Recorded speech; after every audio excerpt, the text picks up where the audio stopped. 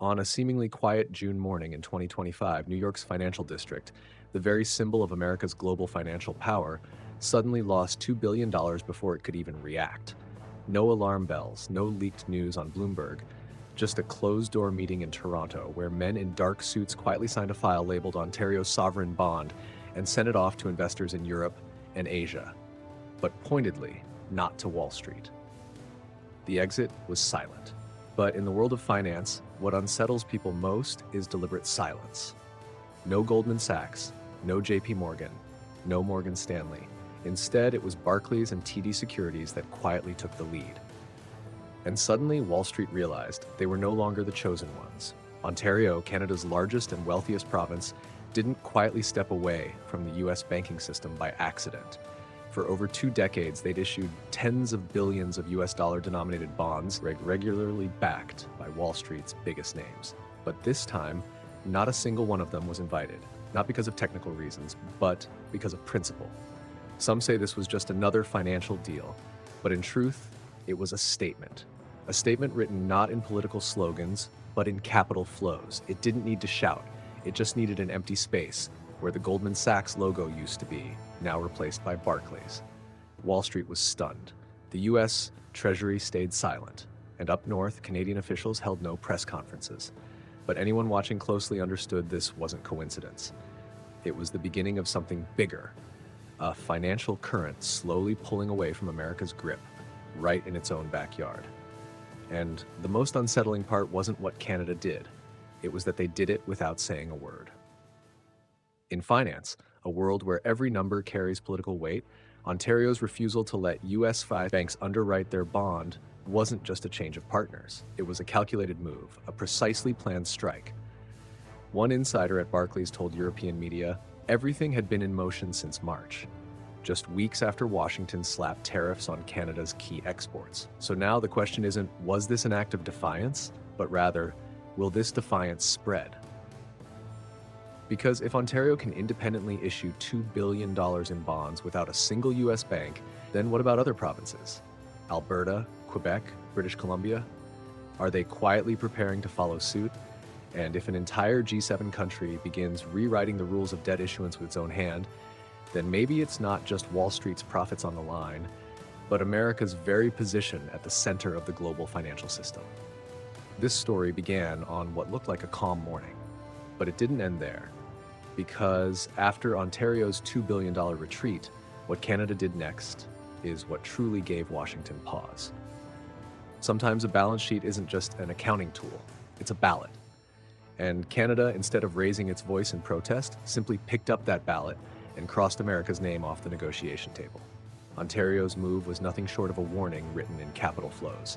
If the United States chooses tariffs as a show of strength, then Canada will strike back using the financial system itself. No shouting, no protests, just a quiet reshuffling of who gets a seat at the signing table. And this wasn't a knee-jerk reaction. It was the result of deep, calculated thinking, rooted in fractures that had long simmered beneath the surface of what once seemed like an unbreakable alliance. In February 2025, President Trump announced a wave of tariffs on Canadian imports, from steel to electronic circuit boards, under the familiar banner of protecting domestic manufacturing. But behind that familiar phrase was a sentiment Canadians had come to recognize all too well: unilateralism, distrust, and a disregard for allies. Ottawa didn't hold a fiery press conference. No foreign minister pointed fingers at reporters. But behind the scenes, a quiet shift began to unfold. A leaked comment from a senior financial advisor at Canada's Ministry of Finance made its way into a closed-door bulletin. If they target our factories, we'll hit their financial pride. And when an economy begins to think through its balance sheets instead of political rhetoric, the game has already changed. From that point on, bonds, traditionally just instruments of raising capital, took on symbolic weight. They became silent ballots of sentiment, choice, and disillusionment.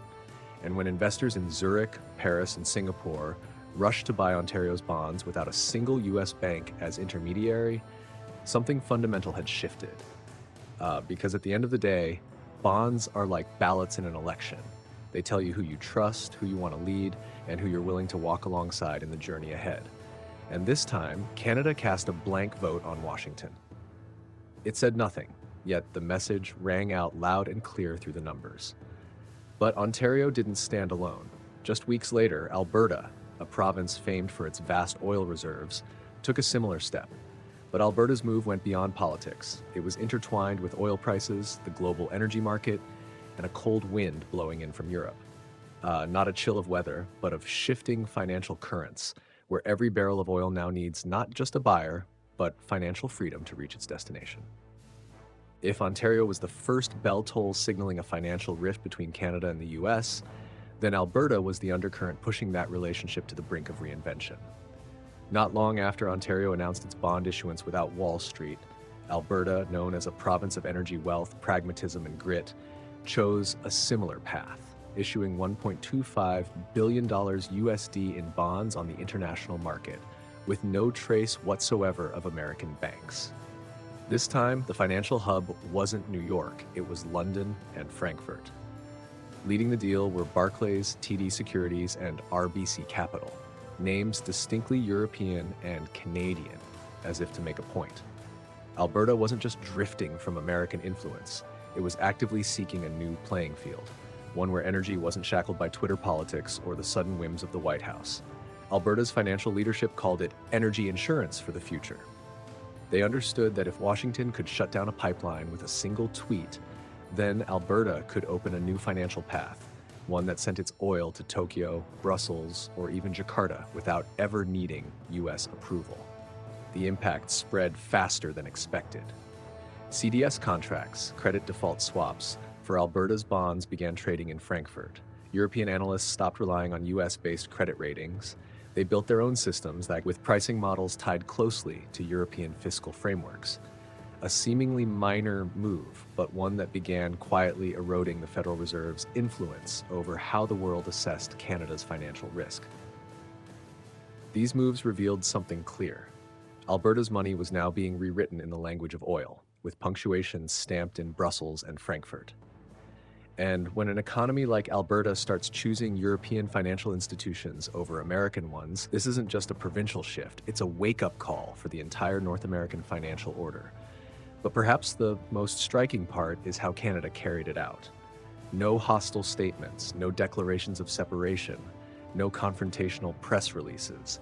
And yet, for those paying attention, one thing stood out with growing clarity. The word America, once a fixture on every Canadian bond offering, is quietly disappearing. Not because it was erased, but because it's simply no longer needed. The strangest part of this entire shift is that Canada never once declared it was breaking away from the US financial system. No official speech, no press conference heralding a new era or financial independence. But that doesn't mean Canada hasn't acted. On the contrary, it has acted in the most subtle and effective way possible, by simply no longer mentioning America. At the bottom of every new bond offering where Wall Street names once crowded the page, there are now only Barclays, BNP Paribas, Deutsche Bank, and a few Canadian institutions. No Goldman, no Morgan. This disappearance needs no explanation, because it is in itself the answer. When a nation like Canada begins shifting its debt issuance toward European institutions, it's also realigning its entire financial frame of reference. The benchmarks once taken for granted, like the Fed's interest rates, the LIBOR index, or US-style credit ratings, are quietly being replaced by tools from the ECB, Euribor, or dual standards out of Frankfurt and Paris. Even small banks in Vancouver are piloting credit valuation models independent of New York. They don't need to slam the table and declare they're rewriting the rules. All they need to do is stop playing by the old ones. And when no one follows the old rules anymore, those rules collapse without a revolution. This is how Canada has chosen to move forward. No declaration of war, but no longer compliant. Not overthrowing, but ready to replace. And in the world of finance, where trust is the true currency, the fact that America's closest ally is now quietly routing around its financial mechanisms is a piercing alarm bell. No need for a declaration of independence, just the quiet removal of America from the priority list. But dropping the name is only the beginning, because what Canada is really doing is entering an entirely new game, one where value is no longer defined by who holds the money, but by who controls the standards. And in that world, ESG, three letters once dismissed as vague green trends, has become the true yardstick of power. Because money can buy goods, land, and technology, but only standards can determine who gets to buy and under what terms. And that's the whirlwind Canada has stepped into, willingly, decisively. No hesitation, no retreat. As Canada pivots its financial trajectory away from the United States, it's not just changing where it issues bonds, it's redefining the very nature of capital raising. Because in today's world, money is no longer just a medium of exchange. It's a message, a direction, and most importantly, behavior encoded in standards. And no standard is reshaping the global financial order more powerfully than ESG. Environmental, social, and governance, three letters once dismissed by many corporations as a passing trend, have now become the only passport into the new capital markets. In Frankfurt, if your bond doesn't meet green standards, you can't issue. In Brussels, if your project lacks an emissions reduction plan, you won't get a loan. And in Paris, if your corporate governance isn't transparent, investment funds will turn away, no matter how attractive the profits. Canada understands this. And it's not just catching up, it's leading the way. Provinces like Ontario, British Columbia, and Alberta have already begun restructuring their entire public investment portfolios to align with ESG criteria. This not only makes it easier for them to tap into European capital flows, but also turns them into magnets for clean tech companies, green pension funds, and investors seeking stability and sustainability in an uncertain world. The price of this transformation is steep. One clear example is Honda. The Japanese giant had planned a $15 billion electric vehicle and battery factory in Ontario, but was forced to pause the project due to ESG compliance gaps with European partners. Ford and GM face similar pressure. Unless they quickly restructure their Canadian supply chains to meet green standards, they'll lose access to cheap capital from Frankfurt, while Chinese competitors, with lower costs and faster timelines, quietly gain ground. From here on, the question is no longer who's willing to lend, but who is deemed worthy of being lent to. And the power to make that judgment is steadily shifting away from Washington toward Paris, Berlin, and the rising green financial hubs of Europe. Money is still money, but it's no longer neutral. It now carries a behavioral framework. It no longer just buys factories, cars, or land. It buys the way a government manages the environment, how a company treats its workers, and how a nation positions itself within the global moral order. For Canada, this isn't merely a change in financial strategy. It's a transformation in the way development is viewed. They're not racing to get rich at all costs.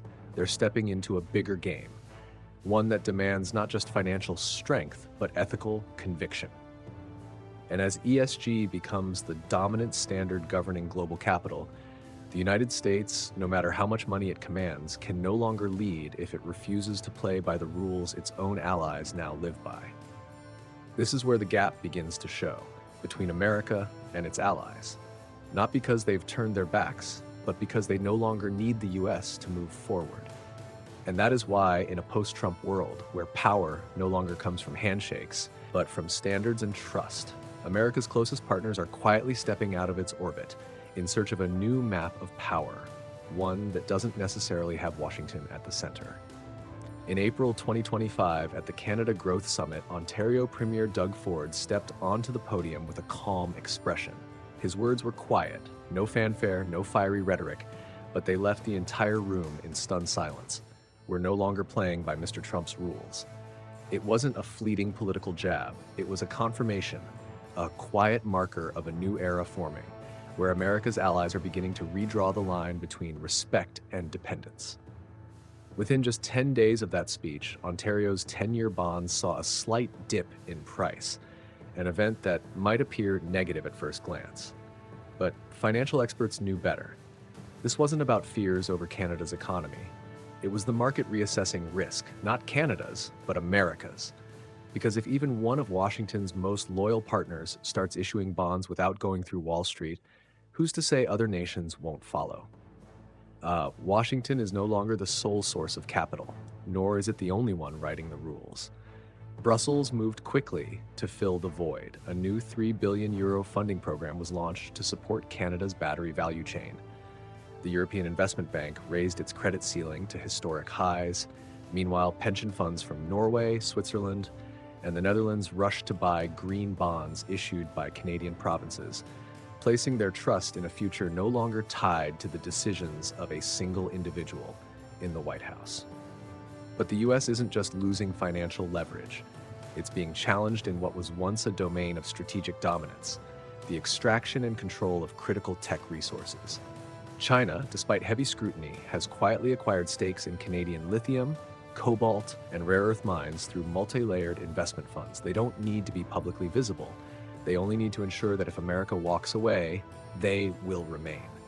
The contest is no longer playing out at summits or trade negotiation tables. It's happening in every credit deal, every mineral well, every green energy project. And in that game, America is slowly becoming the backup plan. No more handshakes to seal dominance. No more bold declarations of "you're our number one partner." Just quiet, decisive actions from allies who have learned how to live, grow, and exert influence without needing America. And when trust is replaced by calculation, when allies no longer ask permission to take a different path, the old order stops being a foundation. It becomes a barrier. And in that moment, America is forced to confront a question it never thought it would have to ask. Are we still the center of gravity, or just the memory of a time when we were? In every conflict, power doesn't always take the shape of missiles or warships. Sometimes, real power flows quietly through the silent redirection of capital. And right now, as Ontario and Alberta issue billions of dollars without Wall Street, as Canadian factories reshape themselves to meet Europe's ESG standards, and as critical mineral mines quietly draw the interest of forces beyond America, the financial ledger of North America is being rewritten, no longer by Washington's hand. The question is no longer who holds the most money, but who defines the future through the money they hold. And in that world, America may no longer be the librarian of the system, but just a reader, flipping back through the familiar lines that once belonged solely to them. If you have your own perspective on this global power shift, leave a comment below. And if you found value in this analysis, don't forget to subscribe so we can continue tracking the quiet, consequential shifts shaping our world today.